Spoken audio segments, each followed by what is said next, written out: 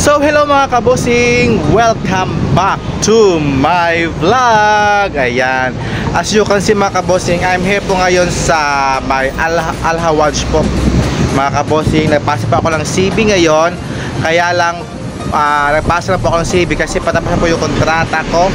So ngayon mga kabosing, nasa outdoor po tayo ngayon mga kabosing. Dito pa ako sa may Salmania Place po, dito po. Ayan mga kabosing, yan po. Sa may stoplight pa ako banda ngayon mga kabosing. So ngayon mga kabosing, ang pag-uusapan po natin ngayon is sa Mr. of Pilipinas 2023, na kung saan malapit na po yung coronation night ng Mr. of Pilipinas. So mga kabosing, ang aking top 16 po ngayon mga kabosing sa Mr. of Pilipinas 2023, yon mga kabosing. So intro po muna tayo mga kabosing, pasok.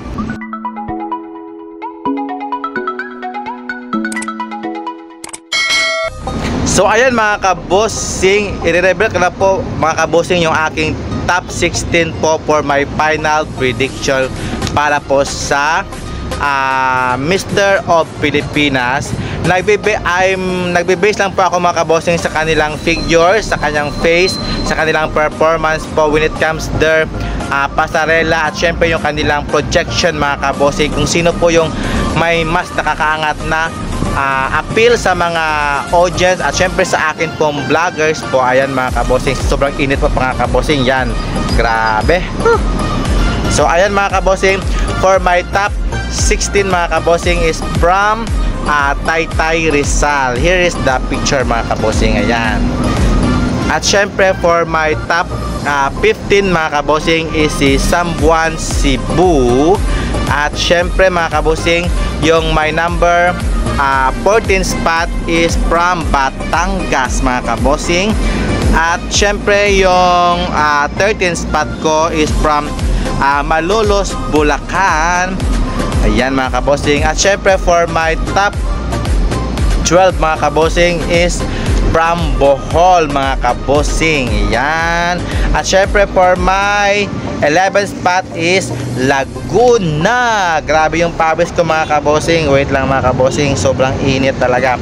At syempre for my top 10 mga kabosing is from Fairview, Quezon City. Ayan mga kabosing. At syempre for my 9th spot is from Olongapo City. Ayan. At syempre for my top 9 mga kabosing, top 8 kabosing is from Bamban, Tarlac. Ayan mga kabosing. Wait mga kabosing, grabe. Grabe yung pawis ko. Init. Sobrang init sa Bahrain. So for my 7th spot is from Negros Oriental. Grabe, sa pang-init mga kabosing. Wait lang, kamuna ako ng panyo mga kabosing. Nakanayon ko dito sa baba. Kamuna ako ng panyo. Grabe, pawis ko dito. Yan. So ayan, napospon yung kan ko At syempre mga kabosing, for my 6th spot is from Palawan. Yan, yung Palawan, grabe yung katawan ba. At syempre for my top 5 mga kabosing, here is my top 5 is from Lawag City. Basta Lawag yun. Ayan, grabe yung kanyang may dimples din siya. At syempre for my top 4 is from Ginora, Tarlac. Ayan, grabe rin ba, sobrang cute din po ito mga kabosing.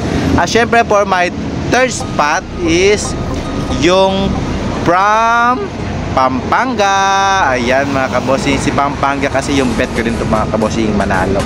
At syempre for my 2nd spot or my top runners up is from Cebu City. Ayan mga kabosing, super guwapo din po ito mga kabosing. At syempre yung kanyang katawan is ganda din po, machong macho din po. At syempre for my number 1 is yung gusto kong manalo, kasi itong gusto kong manalo is ganda ng katawan, super cute din, at sobrang guwapo din ito mga kabosing.